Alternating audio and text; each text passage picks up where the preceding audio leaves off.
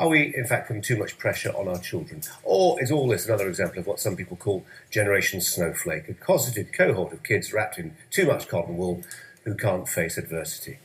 To discuss this, we're joined by the child psychologist, Dr. Amanda Gummer, and Sandra Nardi, who's a former teacher and founder of the Parent Education Consultancy. Very good morning to both of you. Amanda, if I can start with you. We're saying that this is an increasing problem, anxiety. So much so, actually, it's been medicalised in the form of people being referred for counselling. What are you seeing?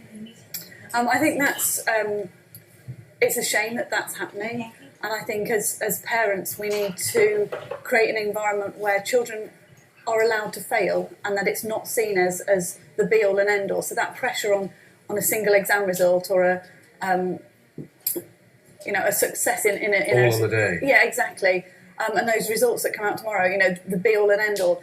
And actually recognising that there is so much more to children or people generally than how they perform in a particular exam is important. And that gives them skills for life as well. It's not just about hothousing and pressure, and helping parents understand the sort of holistic nature of development and that children need to develop in all areas, not just those that are tested by exams, is really important. Sandra, some parents might hear that and say the only problem with it, and I know, if I started stressing the holistic side of education to my children, I'm not sure they'd do more homework. That's very true.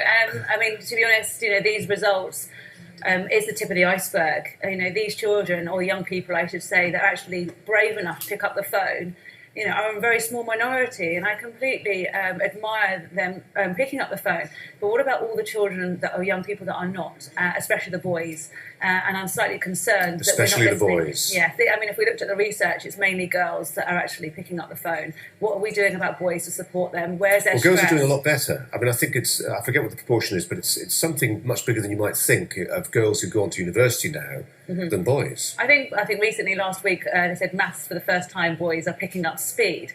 But it's not so much about the results I'm concerned about, it's who's asking for help. And how can we help young people deal with stress, especially boys, and if they're not being supported.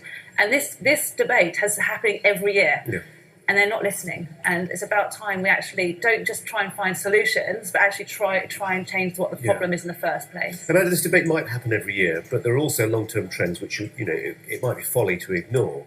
The knowledge economy matters more, arguably, than it ever has done. There are certain jobs, manual jobs, that young men in particular might have one day gone into that just don't exist anymore. Robotics is not going to slow down that process. So to pretend that, it doesn't matter on the day, that A-levels, it's not that that's wrong as well, isn't it? Yes, and instilling a good work ethic in children is important, and that sort of, what did you call it, Generation Snowflake, is something that we've been fighting against. Kids need to experience life and failure and adversity and challenge and perseverance, and all those things are part of life, and children need to develop the skills to cope with all of that as they get older. What I think is really important is allowing children the freedom during their young childhood to have those experiences and sort of learn how to deal with winning and losing and that kind of not having competition anywhere, because we don't want to upset children if they lose, has actually come back, and now you are having children who are getting to times in their life where the results matter, and they're not able to cope with the prospect of failure. So, that's true, isn't it? Increasingly, a lot of homes are scholarised now. The playroom's turned into a study, getting out to test yourself in the way that Amanda's talking about, learning to overcome hardships, develop a bit of ingenuity, some survival skills. Well, that's fine. It was fine 25, 40 years ago when people played out lots. Now they're ferried over in a car. They've got this pressure from on high. It's a very different kind of childhood experience. It's true, but there's one massive thing that I'm sure we both agree on and that we need to raise is technology. We're in a digital age, and I just don't kids get it. We get it, but I don't understand why the education system doesn't understand that how to use technology that engage children in a platform that they actually naturally enjoy. Young people shouldn't be in a bedroom by themselves studying Shakespeare in a book. It's no wonder the stress. Most English teachers would be the first to point that out. Sorry, who would Most be? English teachers, and theatre studies teachers would be the first to point that out. You know, Shakespeare would be mortified if he found that children are forced to their rooms by themselves to study texts that are really rich, and actually the curriculum is very rich, and it's a wonderful curriculum. But how that children are accessing it, that fits in with what they feel comfortable in, being born in a digital age, is something that I would like to see revolutionised within the. Just develop that point for us. What would you change? I mean, as a former teacher. I mean, as a former teacher, first, the thing I learnt in my teaching career was actually modelling what's happening in the workforce, problem solving and discussing, and then going to technology and finding solutions. And I think that's going to prepare children a lot more for jobs that are out there. I mean, it seems that education is a real stickler at the moment because the children are enjoying technology, our workforce are enjoying technology, and yet children are forced to sit exams for 1 hour in 10 different subjects with an incredible workload, and they're struggling. It doesn't fit in with the world around them, and I'm very concerned that the education system is still stuck in a Victorian era and is not moving as fast as other industries and jobs around. Although, having said that, I was at an inspirational event last night, and the EdTech Exchange, and these are founders of fantastically innovative educational solutions using technology. And the world is changing, and there are things out there that help students learn in the way that best suits them. But what I think with all of the technology and the exam stress, what we're failing to do for our children is teach them the emotional development and the skills that they need to, that resilience, the kind of be able to cope with failure, be able to push themselves, be able to take pride in their achievements, but also cope with things when they don't perform as well on the day. So it's that kind of emotional side of things which I would like to see a bit more emphasis on. And the organisation, actually the majority of it is how to organise the workload. I mean, one student said to me, my English teacher thinks it's the only subject I'm studying. Actually the history teacher's throwing it on them, like they've got all the time in the world. The 10 teachers are throwing their own, they've got their own agenda. Now, who's actually managing that whole child's workload? And who's supporting that child to be organised into breaking it down and making it manageable? Well, that's part of the skill, isn't it? Life doesn't ration itself out in dollops that you can manage. But we should be able to teach that skill and to help them organise it. And actually, when I support students, actually the first thing we're doing is teaching how to break it down and to manage it. And that's a skill, I think, which would support their stress. And we've talked about this idea of social media or tech broadly, computers helping people learn.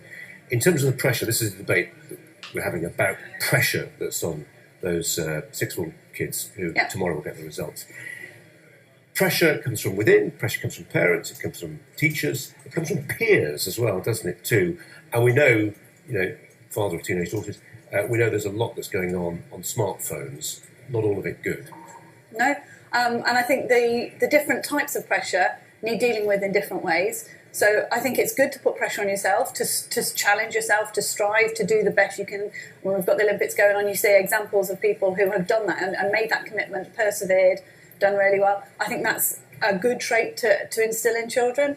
I think parents can be guilty of putting a bit too much pressure, either because of unfulfilled dreams that they have or keeping up with the Joneses type competition within the community. And I think parents, in order to best support their children, need to allow them to fail, like I said, at an earlier stage where the consequences aren't so damaging or aren't so important.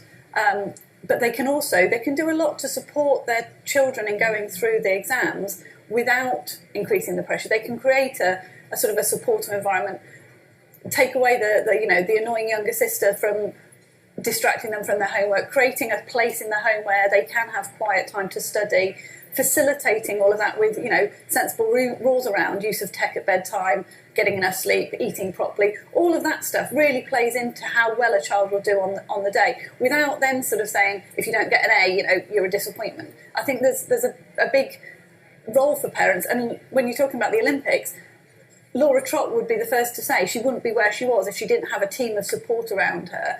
And that family environment, yes, they support her and they help her achieve, but the pressure comes from her. And I think that's the message we need to give the kids, that the pressure they need to be responsible for their own achievements, their own failures, and they take that responsibility on themselves and they learn from it. Well, Amanda, you could have almost written my next link, because we were talking about Laura Trott and the team that's behind her. Amanda Plummer, Sandra Nardi, thanks both very much for coming in.